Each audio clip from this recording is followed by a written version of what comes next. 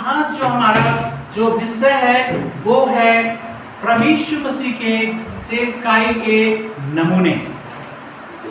प्रभु यीशु के सेवकाई के नमूने, Jesus model of ministry, Jesus model of ministry.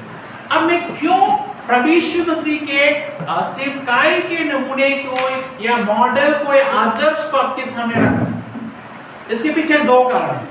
पहला कारण ये है कि आप जाने कि प्रभु वास्तव में कौन है और कैसे काम करता है, पहला उद्देश्य। दूसरा उद्देश्य, चूंकि प्रभु ने न केवल सेवकाई किया है लेकिन प्रभु ने हम सबको सेवक बनाया। ये मैं बार बार इस बात को जोर देता हूं कि प्रभु की कलीसिया ही दुनिया में एकमात्र ऐसी जगह है जहां पे सब लोग सेवा कर सकते हैं।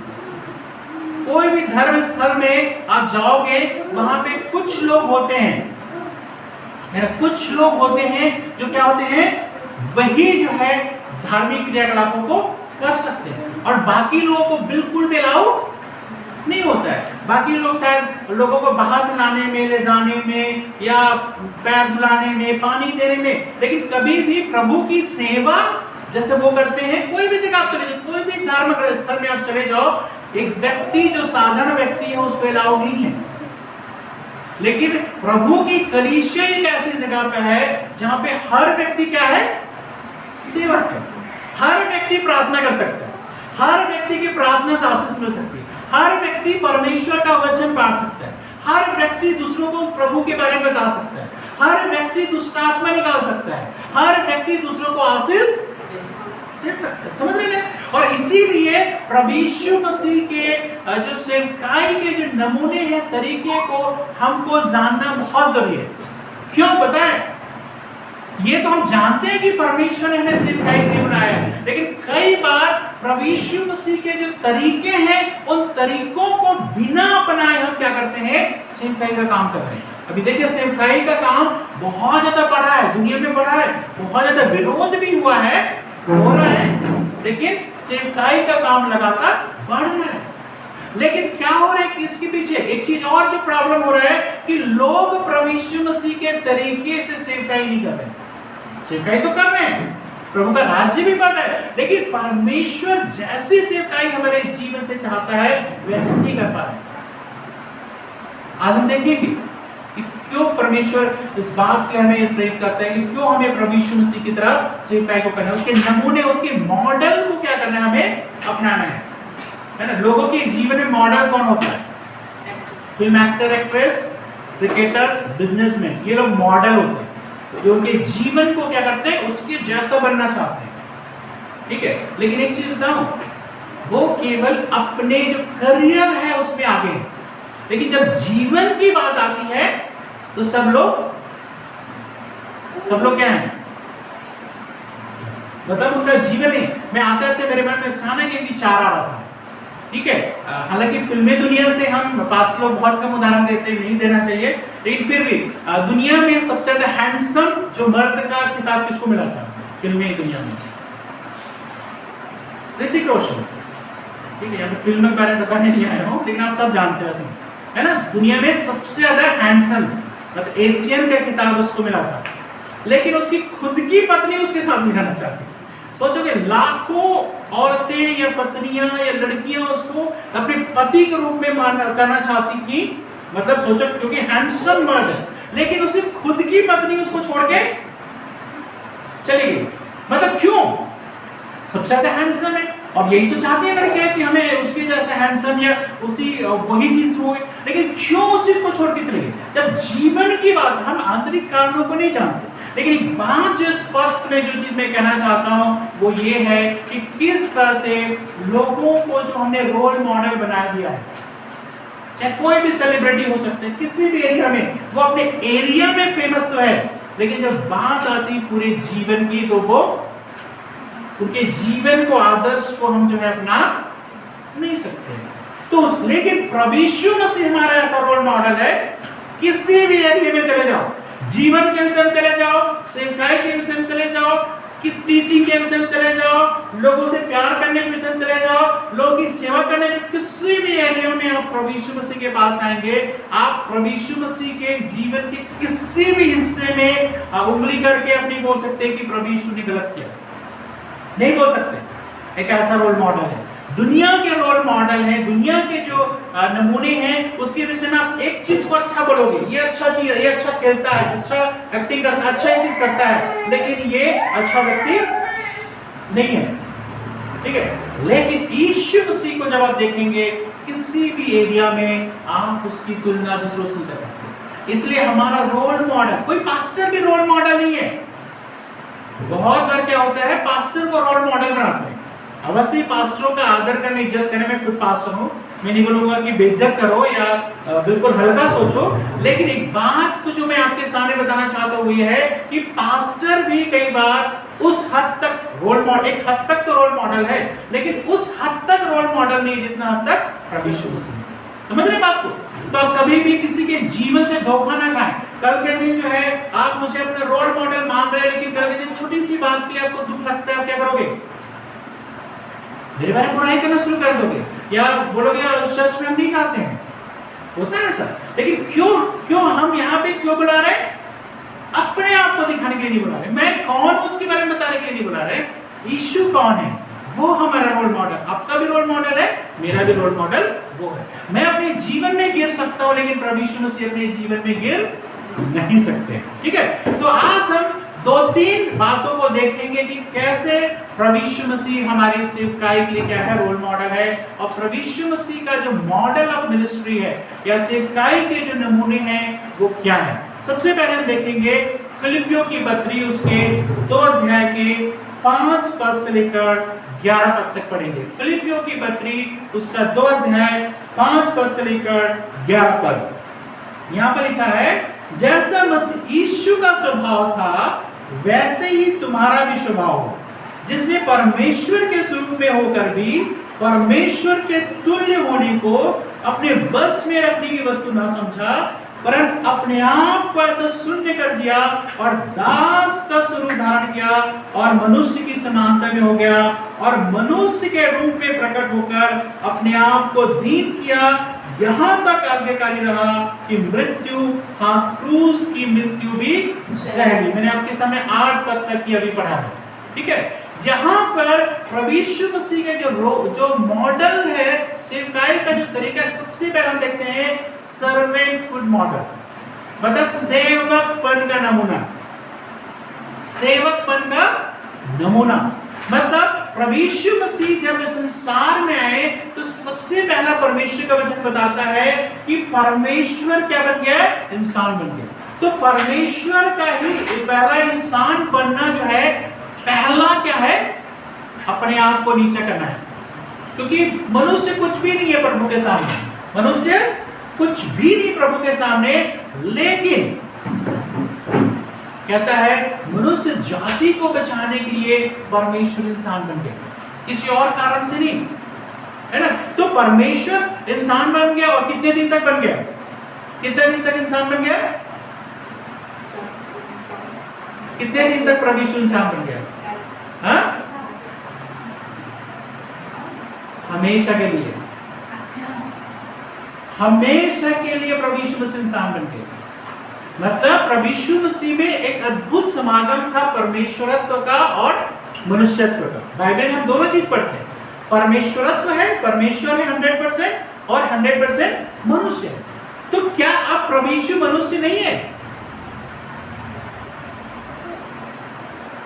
प्रभु यीशु मसीह जब इस संसार में आएंगे तो कैसे आएंगे, कैसे पहचानोगे यीशु मसीह? कभी सोचा इसके विषय में, कैसे पहचानोगे? हाँ, बादलों पे तो आएंगे, बादलों पे तो आएंगे, लेकिन क्या उनके पास शरीर होगा?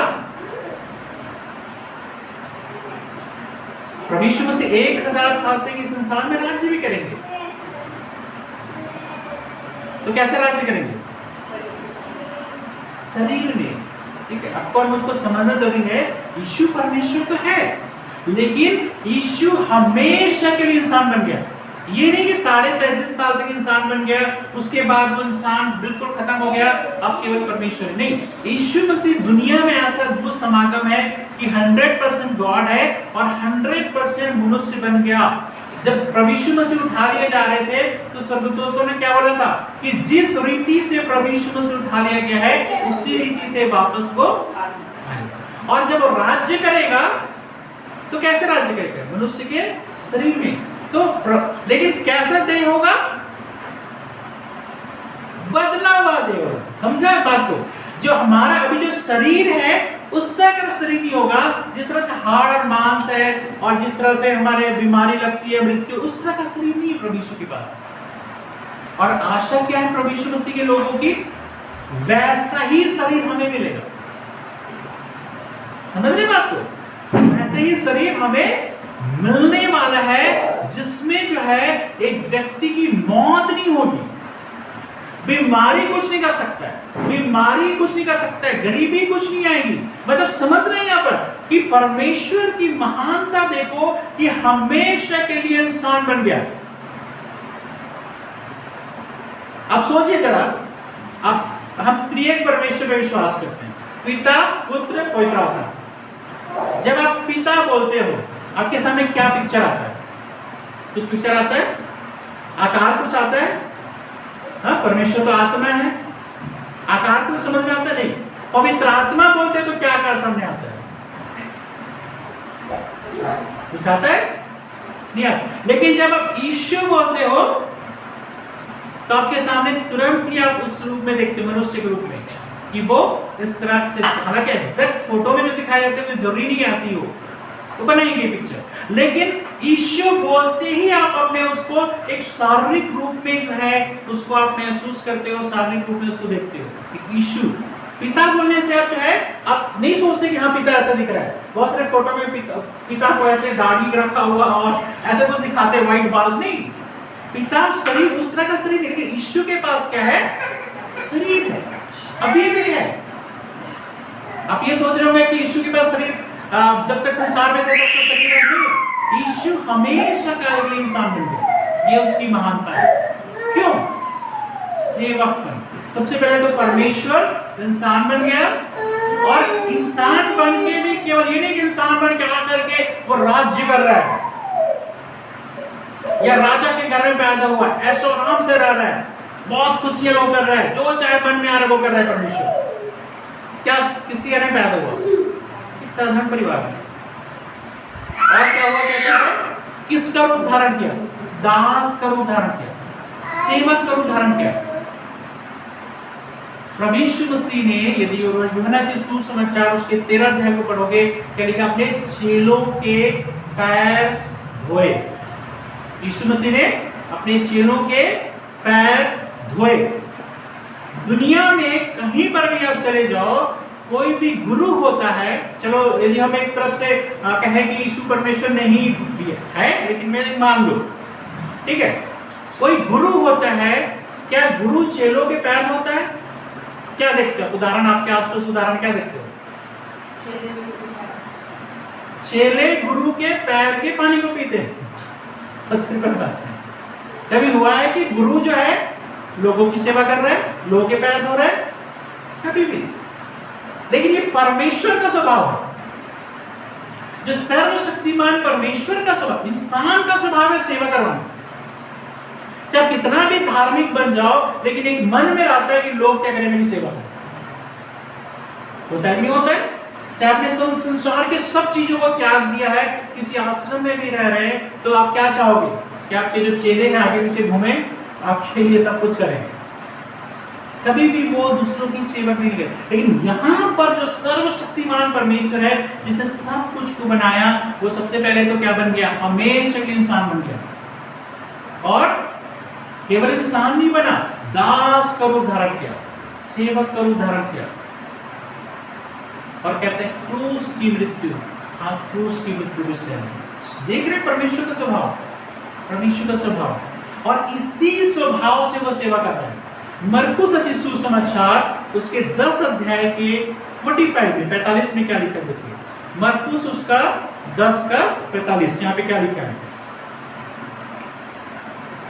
क्योंकि मनुष्य का पुत्र इसलिए नहीं आया कि उसकी सेवा टहल की जाए, पर इसलिए आया कि आप सेवा टहल करें और बहुतों की छुड़ौती के लिए अपना प्राण दे। देख रहे, परमेश्वर इस संसार में आ रहे हैं तो क्या करने के लिए आ रहा है? सेवा करने के लिए आ रहा है।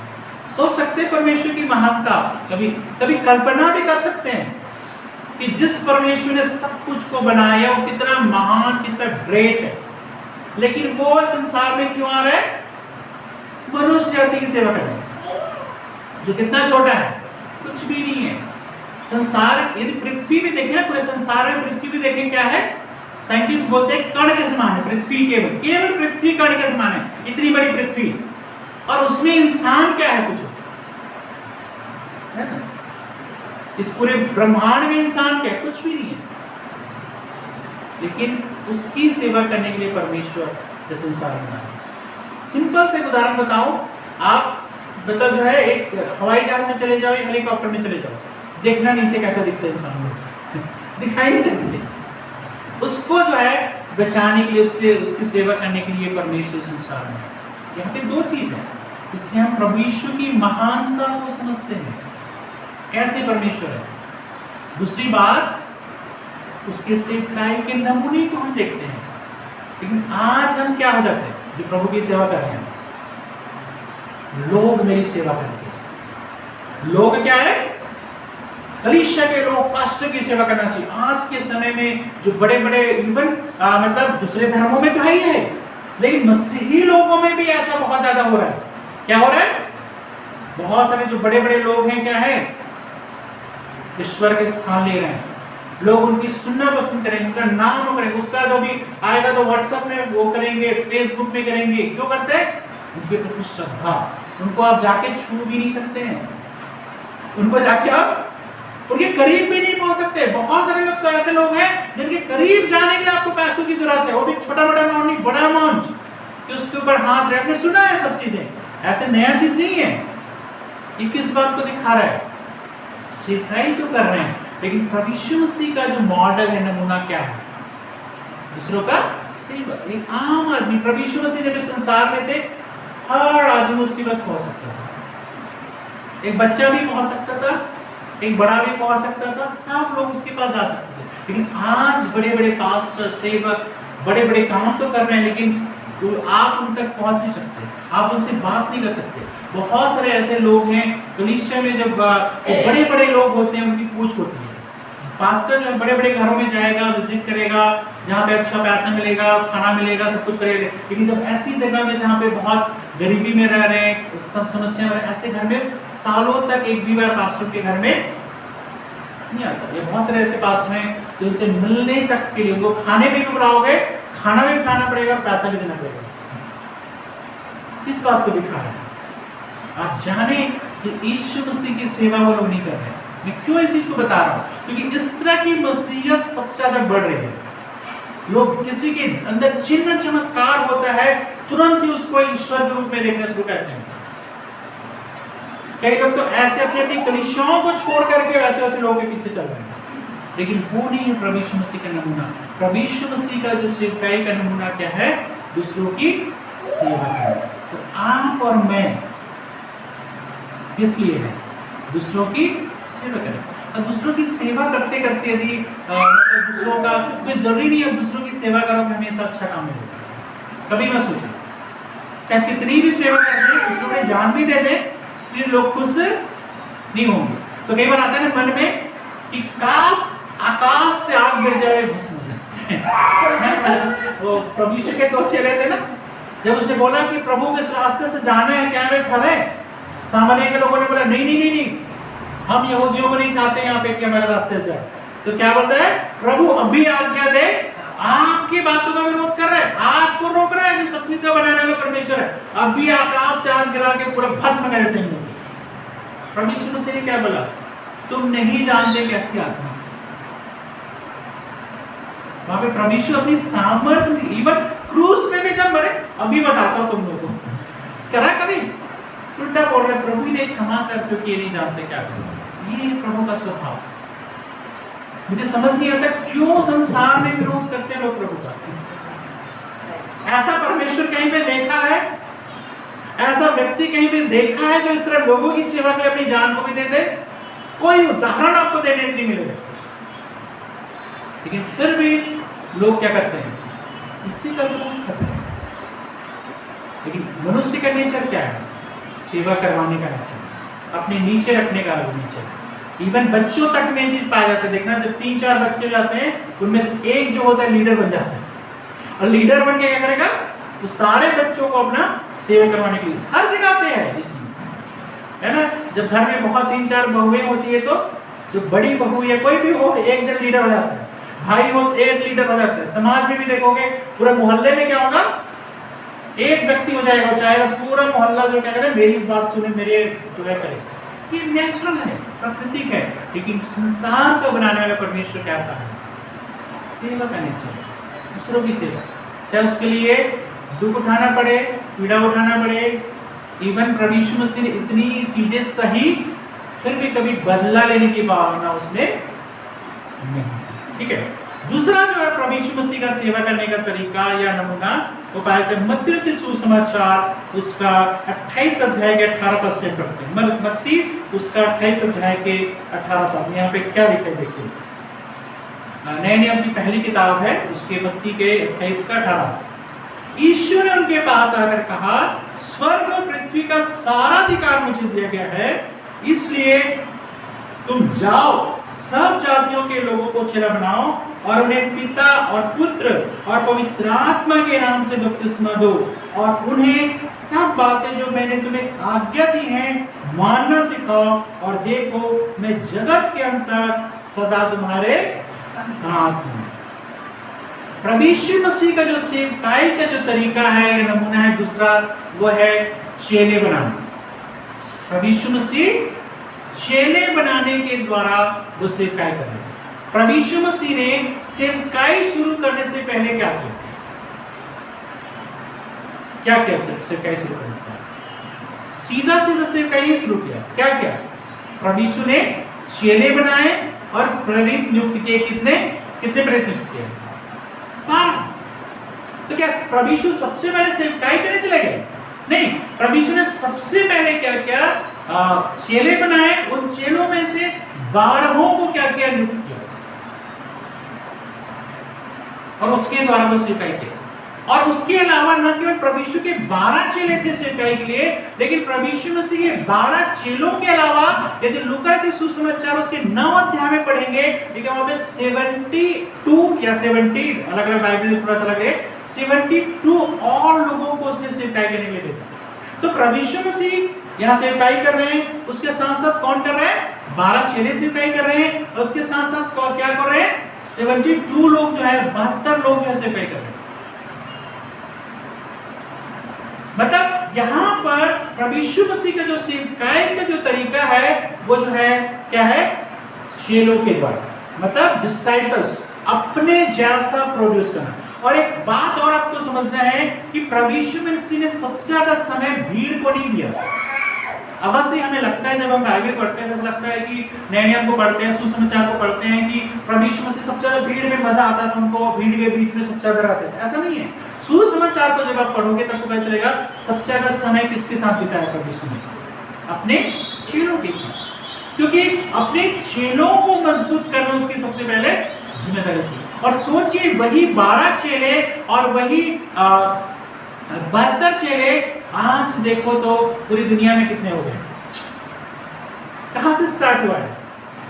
वहां से स्टार्ट हुआ। क्यों पता है?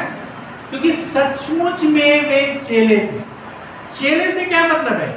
यदि पुराने समय में यदि हमारे भारत देश की प्रथा को देखो तो जो चेले होते थे वो गुरु के एग्जैक्टली कॉपी होते थे। मतलब आपने किसी चेला को देख लिया तो गुरु को देख लिया।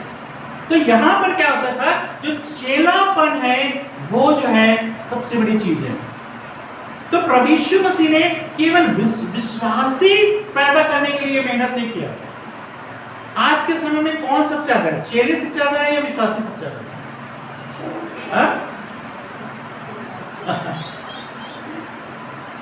चेला का काम क्या है, विश्वासी, दोनों में अंतर है। अब समझिए, केवल ये कह देने से मैं खुश नहीं जाता है मैं प्रभु यीशु पे विश्वास करता हूं। हर कोई बोलता है। याकूब 2:19 में क्या लिखा है, इवन दुष्ट आत्मा भी बोलते हैं कि एक ही परमेश्वर है और थरथराते हैं। हम तो कांपते भी नहीं, थरथराते भी नहीं।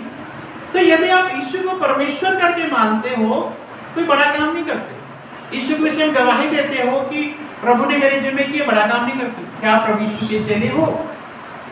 क्योंकि चेला हर कुछ वो गुरु के अनुसार करेगा।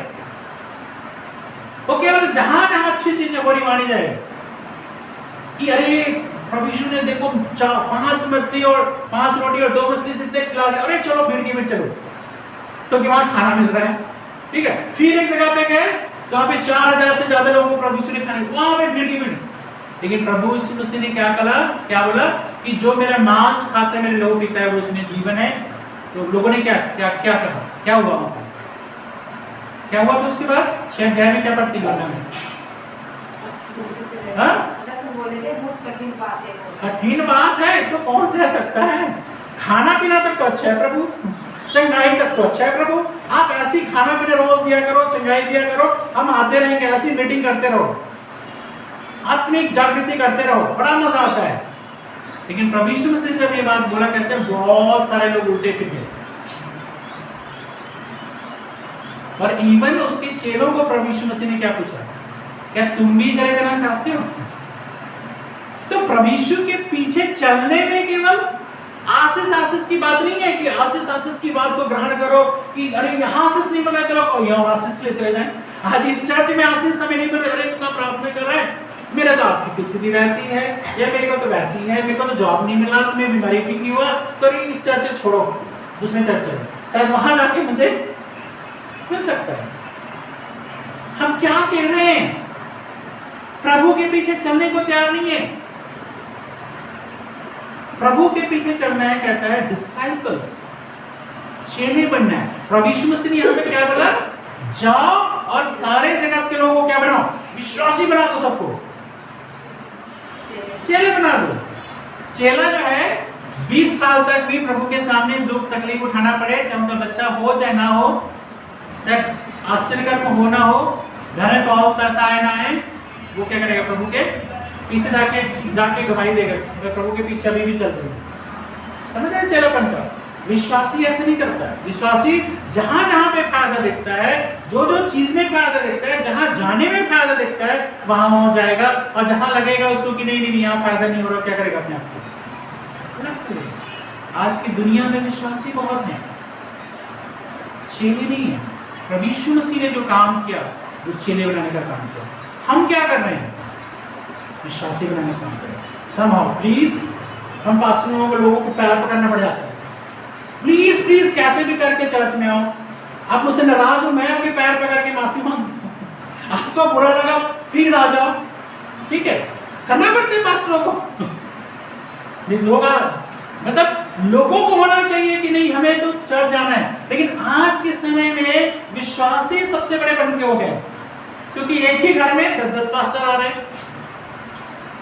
होता है कि नहीं होता है? जब देखो ये पास्टर भी उसी घर में जा रहा है, वो पास्टर भी उसी घर में जा रहा है, और वो चाह रहा है मेरी कलीसिया में आ जाए, वो चाह रहा है मेरी कलीसिया में आ जाए, और पास्टर में चाह रहा है जिसकी कलीसिया में वो पहले से जाके लोगों को पैर पकड़ता है कि प्लीज आ जाओ, क्या हो गया, क्या बात। दूरी की वजह से मैं नहीं बोल रहा, दूरी की वजह से कई बार हो सकता है, चलो दूर की वजह से आप करते हो, परिस्थितियां होती हैं, हम समझते हैं, ठीक है। लेकिन सबसे बड़ी चीज इसको समझना जरूरी है कि ये प्रभु के पीछे चलना आपके अंदर की बात होनी चाहिए। इसलिए आपको चर्च नहीं आना है कि पास्टर आपको कॉल कर करके बोलता है, इसलिए आपको चर्च नहीं आना है कि वहां पे कुछ मिलता है, लेकिन आपके अंदर है मैं प्रभु की दासी हूँ, मैं प्रभु का जो है बेटा हूँ, मुझे प्रभु की उपस्थिति में खड़ा होना है ना। मैं नहीं कह रहा हूँ कि आपका जॉब है तो जॉब छोड़ के आ जाओ, मैं कभी ऐसा सलाह नहीं देता, ठीक है।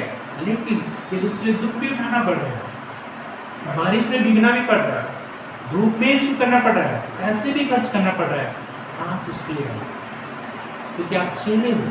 चेला वही करेगा जो गुरु ने किया, और प्रभु यीशु मसीह ने भी चेला बनाया, और उन्हीं चेलों की वजह से आज देखो दुनिया में कितने सब, उन्हीं कितने चेले थे, कुछ भी नहीं बोले थे, और जब पवित्र आत्मा है उसमें कितने चले थे? 120 लोग थे।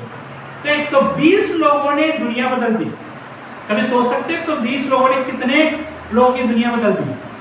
क्योंकि वो स्ट्रॉन्ग चेले थे। और प्रभु आपको भी चाहता है कि स्ट्रॉन्ग चेले बनो, सिर्फ विश्वासी बन के मत घूमो। बहुत सारे लोग मुझसे बहुत नाराज होते हैं, मुझे पता है, बहुत नाराज। जब मैं उनको जोर देता हूं प्रभु के पीछे सच्चाई से चलो,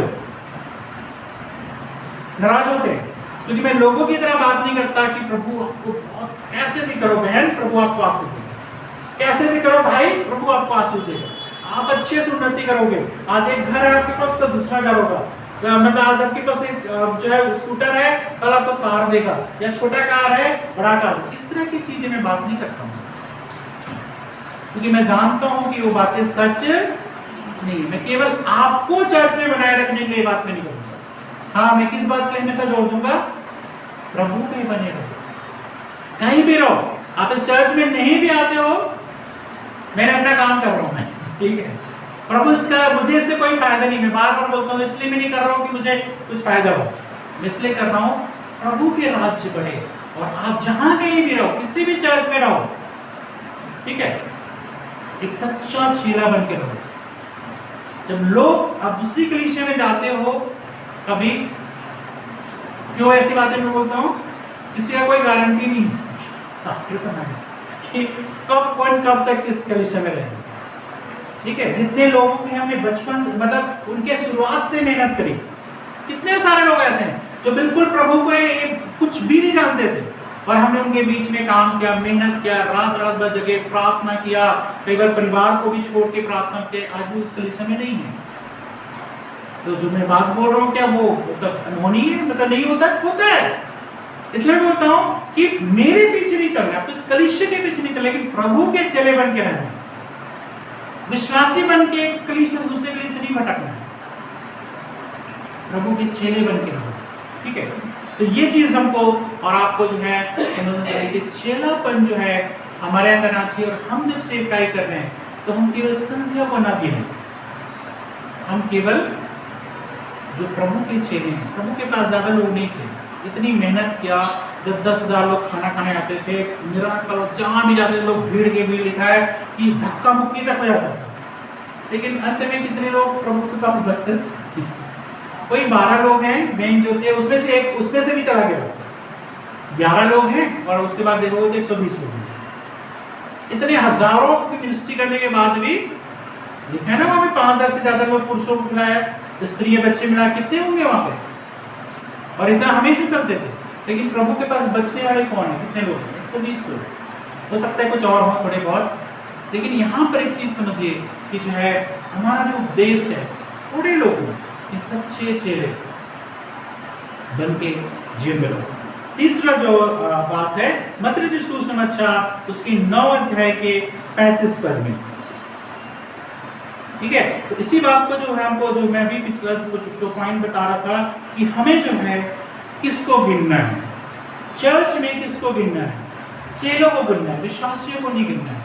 कितने लोग आ रहे हैं, अलग अलग उद्देश्य से लोग आते हैं। कोई चंगाई के लिए आ रहा है, कोई किसी आशीष के लिए आ रहा है, कोई किसी चीज के लिए आ रहा है। बहुत सारे मन लोगों के मन में होता है, और लेकिन जैसे ही वो सब चीज पूरा हो जाता है वापस अपने रास्ते, या पूरा नहीं भी होता है तो भी वापस अपने रास्ते। नहीं, वैसा नहीं बनना है।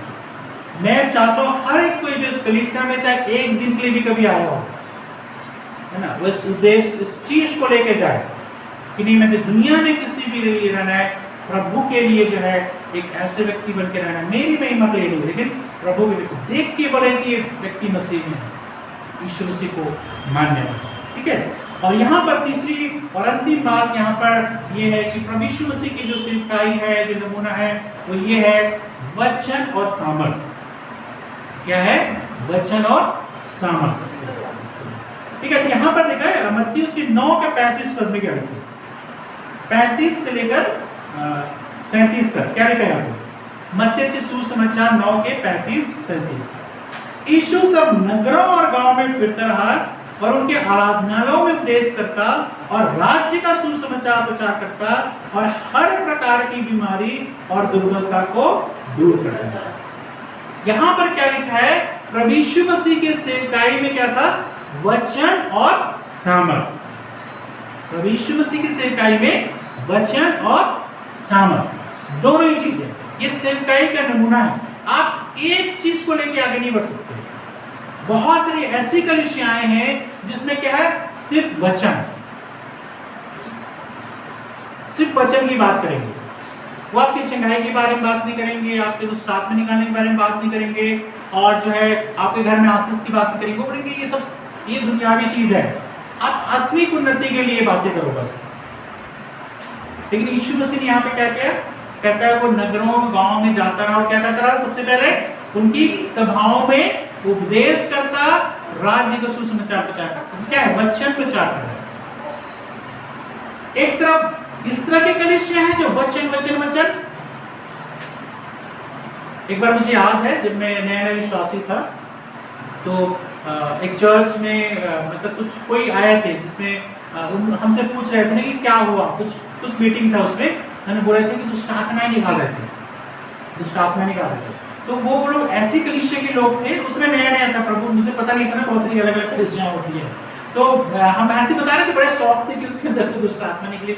तो वो बोलने लगे कि जो है ये सब फालतू चीज है। बोलते अपने अंदर के दुष्ट आत्मा कब निकालोगे मतलब जो दुष्ट आत्मा है उस बारे में बात मत करो, चंगाई के बारे में बात मत करो, आशीष के बारे में बात मत करो, केवल आत्मिकता के बारे में बात करो। लेकिन दूसरी तरफ आजकल ऐसी कलीसिया है जो किस चीज को जाती है, सामर्थ। उस कलीसिया में क्या हो रहा है, भविष्यवाणी हो रही है इसलिए हमें चलना है। उस कलीसिया में क्या हो रही है, दर्शन देखते हैं इसलिए चलना है। उस कलीसिया में क्या होता है, प्रार्थना करते हैं तो गिर जाते हैं इसलिए चलते हैं। उस कलीसिया में ये होता है। तो हमेशा पूरी कलीसिया किस पे आधारित होती है, शुरू से तब क्या होता है, दुष्ट आत्मा निकालना, भविष्यवाणी, चंगाई, बस खत्म। एक YouTube पे एक वीडियो देखता हूँ, नाम नहीं लूंगा, आप देखते हो तो अच्छा जाएगा। तो उनके YouTube वीडियो में हमेशा जब वीडियो नया आएगा सिर्फ दुष्ट आत्मा निकालने के बारे में और कुछ नहीं। दूसरी तरफ के YouTube पे जो है चर्च की बात करें, चर्च में तो YouTube में जो आ रहा है उसमें देखना है कि वहाँ पे सिर्फ चंगाई के बारे में भविष्यवाणी कर रहा है, इसके विषय में कर रहा है, बस यही बातें होती है। और लोग ऐसी जगह जाना पसंद करते हैं। वचन उनको नहीं चाहिए, परमेश्वर की बातें उनको नहीं चाहिए, उनको तो देखना है कि कैसा मजा आता है कि कैसा दुष्ट आत्मा निकल रही है, कैसे उनको मजा आता है देखने में कि कैसे भविष्यवाणी हो रही है, चंगाई हो रही है। प्रभु यीशु मसीह ने क्या किया, यहाँ पर क्या लिखा है कि 9:35 में हमने क्या पढ़ा अभी कि उनके आराधनालयों को उपदेश करता, राज्य को सुसमाचार प्रचार करता और हर प्रकार की बीमारी और दुर्बलता को दूर करता। एक तरफ वचन है और दूसरी तरफ क्या है, सामर्थ के काम है। तो यहां पर प्रभु यीशु मसीह ने दोनों ही चीज को लिया और हमें भी इसी चीज को, जब हम प्रभु की सेवकाई करते हैं, दोनों चीज को लेना है, सामर्थ के काम और वचन।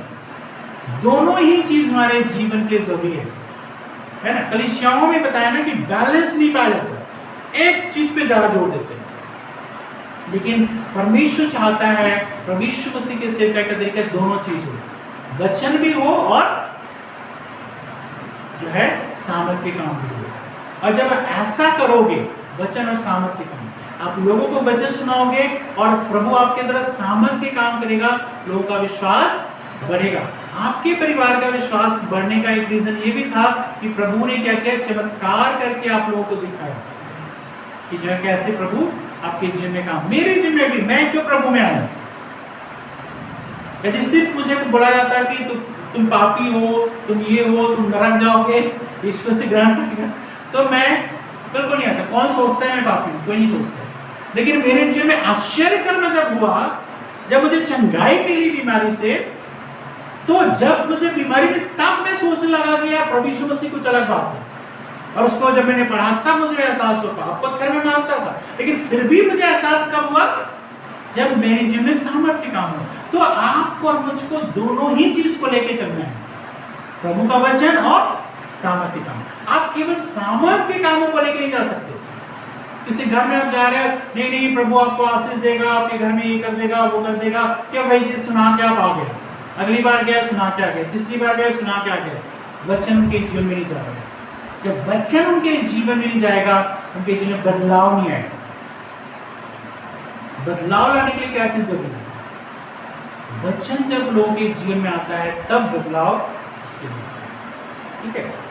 लेकिन आजकल आपको बहुत ज्यादा ऐसी कलीसिया में ज्यादा भीड़ मिलेगी जहाँ पे केवल सामर्थ्य काम होता है। ऐसी कलीसियाएं बहुत कम भीड़ मिलेंगी जहाँ पे सिर्फ वचन की बात करते हैं। जब आप दोनों चीज को लेकर चलो तब आप अपने जीवन में जो है परमेश्वर के काम को दे सकते हैं। तो यहाँ पर प्रभु यीशु मसीह की सेवकाई के नमूने को जब हमने देखा तो यहाँ पर 3 बातों को हमने देखा। पहला चीज ये है कि प्रभु यीशु मसीह सेवकपन, हृदय से क्या कर रहे थे? लोगों की सेवकाई।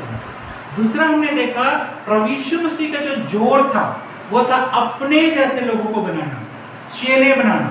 और उसने क्या किया? अपने जैसे लोगों को बनाने के लिए बोला तुम जाओ और सारे संसार में जाकर के क्या बनाओ? चेला बनाओ, और उन्हें पिता पुत्र पवित्र आत्मा के नाम से बपतिस्मा दो, और जितनी बातें मैंने तुम्हें मानना सिखाई वो सब तुम्हें उन्हें सिखाना है, ठीक है। और तीसरी बात यह है वचन और सामर्थ दोनों को लेकर चलो। तभी मैं हर घर में इस बात को बोलता हूँ कि प्रभु की संपूर्ण आशीष चाहिए तो आपके घर में वचन पढ़ना, प्रार्थना करना ये सब जरूरी है। केवल प्रार्थना नहीं, केवल प्रार्थना नहीं, केवल आशीष की बात नहीं, आपको परमेश्वर के वचन को भी सुनना और समझना है। तो आइए इस समय हम अपने जीवन पे विचार करें और इसमें अपने जीवन को सौंपें। हो सकता है आज आप अपने आप को बहुत छोटा समझ रहे हैं, हम तो थोड़े लोग हैं, कम लोग हैं, ऐसे ही हैं, 1 है 2 है, लेकिन परमेश्वर आपके जीवन में ये बात यदि घर कर जाए, यदि आपके जीवन में ये सब बातें अंदर तक पहुंच जाए, मैं आपको बताना चाहता हूँ परमेश्वर आपके द्वारा जो काम कर सकता है वो आप सोच नहीं सकते। या कई बार हो सकता है आपके द्वारा परमेश्वर डायरेक्ट काम नहीं कर रहा है, लेकिन किसी ऐसे व्यक्ति को आप लेकर आ जाओ प्रभु में जो कई लोगों को लेकर आ जाओ। मुझे लाने वाला, प्रभु में लाने वाला व्यक्ति जो है वो बिल्कुल साधारण था, उसमें तो दोस्ती भी नहीं करता। मैं सिलेक्टिव था कि अच्छे पढ़े लिखे लोग, अच्छे दिखने वाले लोगों के साथ दोस्ती, बाकी लोग साथ कोई वो नहीं है, ठीक है। वो उन चीजों में नहीं था, लेकिन उसने मुझे प्रभु में, वो कितना सफल हुआ।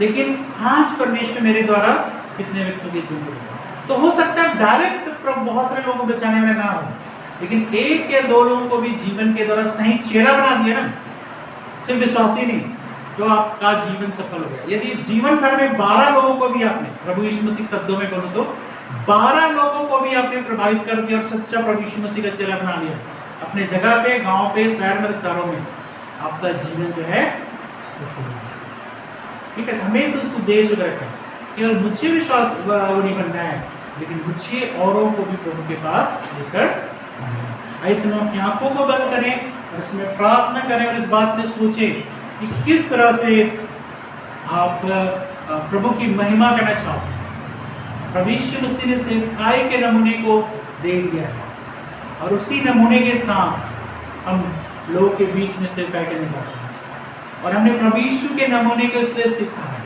क्योंकि ये हमारे लिए भी है, क्योंकि हर व्यक्ति प्रभु का सेवक है। और इस नमूने के, उस उद्देश्य को, इस तरीके को, इस मॉडल को लोगों तक हमें पहुंचाना है। और आइए इस समय अपने जीवन से विचार करें कि आप सचमुच में सेवक हैं, दूसरों की सेवा करने वाले हैं, या दूसरों से अपनी सेवा करवाने वाले हैं। दूसरी बात, क्या सचमुच में आप प्रभु के चेले हैं और दूसरों को चेला बनाने के लिए प्रयत्नशील हैं। और तीसरी बात, क्या आप वचन और सामर्थ दोनों को साथ लेके चलते हैं। प्रभु होने दे आज हमारी मदद करें, सहायता करें, ये प्रभु यीशु मसीह के इन तरीकों को अपने जीवन में अपना सके और प्रभु के नाम के लिए कर सके। धन्यवाद प्रभु, तारीफ हो प्रभु, महिमा हो प्रभु, बड़ाई हो प्रभु, प्रशंसा प्रभु, जय जयकार हो प्रभु। इस समय पिता हम अपने जीवनों को, प्राण को, आत्मा को आपके हाथ में सौंप दे। सच्चे चेले प्रभु हमें बनने के लिए सहायता कर, मदद कर, केवल विश्वासी नहीं प्रभु, और प्रभु आपके राज्य के लिए हमें इस्तेमाल कर। चाहे प्रभु हमें नुकसान उठाना पड़े, चाहे हमें घर से सब कुछ लगाना पड़े, चाहे आपके लिए मेहनत करना पड़े प्रभु, लेकिन फिर भी पिता हम आपके पीछे चलना नहीं छोड़ेंगे। आप हमें आशीष दें, अनुग्रह करें, कृपा करें, सहायता करें। और एक बार फिर से पवित्र आत्मा जितने यहाँ उपस्थित हैं, जितने हमें इन वचनों को सुनते हैं, देखते हैं, प्रभु लाइव या बाद में, प्रभु सबके जीवन में आप बड़ी आशीष दें, अनुग्रह हो, कृपा हो, सहायता हो। तेरी महिमा प्रभु हम सबके जीवन के द्वारा में पाए। धन्यवाद, धन्यवाद के साथ परमेश्वर के नाम से आमीन। अब हमारे परमेश्वर पिता का प्रेम, परमेश्वर का अनुग्रह और पवित्र आत्मा की सहभागिता हमें से हर एक के साथ होने पाए।